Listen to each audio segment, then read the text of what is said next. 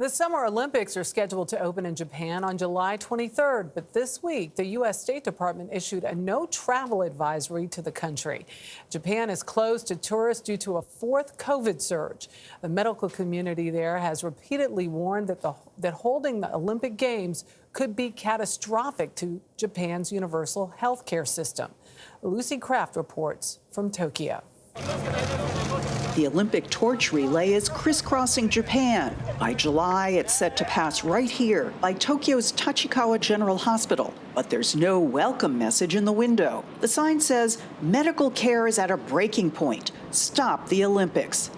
With nurses understaffed and overworked caring for COVID patients, the hospital took the unheard of step of publicly venting their opposition to the Games. Director Masaya Takahashi said if there was solid scientific evidence that the Olympics won't end up making the pandemic worse, there would be no reason for us to speak out. Prime Minister Suga has promised a safe and secure Games with rigorous testing and tight restrictions on athletes.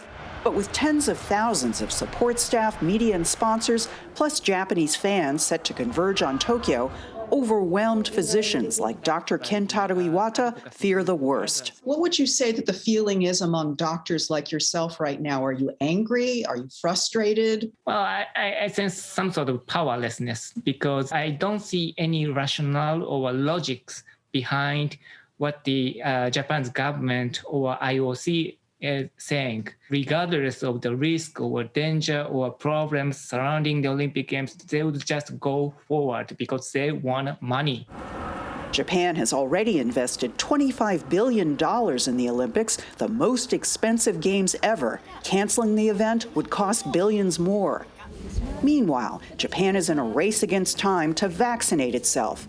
When the Games start in late July, under current plans, only about a third of the country will be vaccinated, fueling fear about an Olympic-sized super spreader event. For CBS This Morning Saturday, Lucy Kraft, Tokyo.